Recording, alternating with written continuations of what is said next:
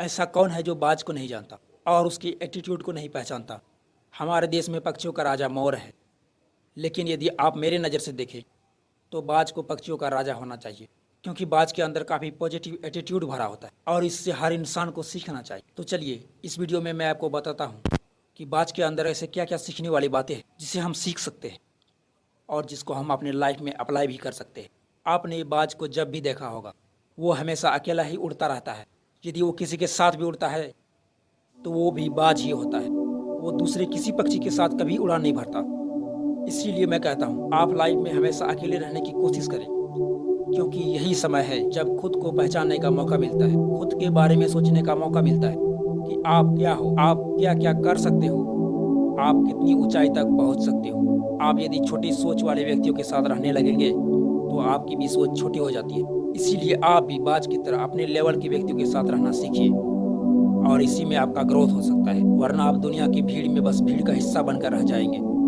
बाज कभी मरे हुए जीवों का शिकार नहीं करता, वो हमेशा जिंदा जीवों का शिकार करता है और उससे अपना भोजन बनाता है। इसीलिए इंसान को भी बीते बातों को भुलाकर आने वाले कल पर फोकस करना चाहिए, जो कि नया है, ताजा है, ना कि मरी हुई सड़ी हुई बातों को लेकर अपने वर्तमान समय को बर्बाद करना चाहिए। आपका समय भले ही कितना बुरा क्यों नहीं बीता हो, उसी मिट्टी में दफन करो और आने वाले समय पर फोकस करो। और इसके लिए आपको अपने वर्तमान पर फोकस करना होगा। जब भी बारिश का मौसम आता है तो सारी की सारी पक्षियां अपने घोंसले में जाकर छिप जाती हैं। उसे भीगने का डर रहता है, लेकिन वहीं पर बाज को बहुत आनंद आता है। वो ऐसे समय में इतनी उड़ान भरता है, इतनी उड़ान भरता है कि वो बादलों से भी ऊपर जा उड़ता है, जिससे कि बारिश का एक बूंद भी उसके ऊपर न पड़े।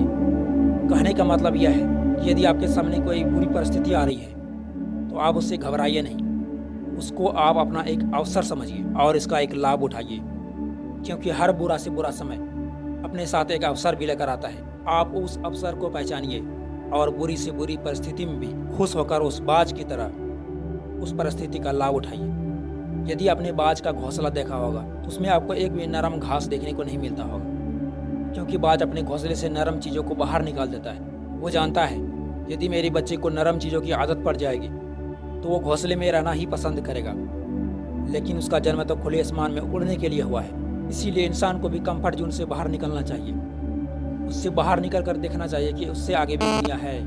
आप बहुत दूर तक जा सकते हैं, आप बहुत कुछ कर सकते हैं। आजकल हर इंसान को कंफर्ट जोन में रहने की आदत पड़ गई है और यही कंफर्ट जोन आपके सक्सेस में सबसे बड़ी बाधा उत्पन्न करता है। आप खुद को अत्यधिक सुख देने की कोशिश ना करें, इससे आपका विकास कभी नहीं होगा। यदि आपके जीवन में तकलीफ आते हैं तो उसे आने दें, क्योंकि यही तकलीफ आपको एक दिन इतना आगे लेकर जाएगा कि दुनिया की सारी तकलीफ आपको एक छोटी सी तिनका नजर आएगा, जिसे आप अपने एक फूंक से भी उड़ा सकते हैं। यदि आप कंफर्ट जोन में रहने की कोशिश करेंगे तो ऐसा आप कभी नहीं कर सकते। इसके लिए आपको कंफर्ट जोन से बाहर निकलना ही होगा, तभी जाके आपको पता चलेगा दुनिया कितनी बड़ी है, वरना आप कुएं का मेढक बनकर रह जाएंगे।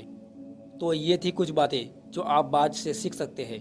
आप हमेशा अच्छे लोगों का संगत बनाइए, यदि ना मिले तो अकेले रहने की कोशिश कीजिए।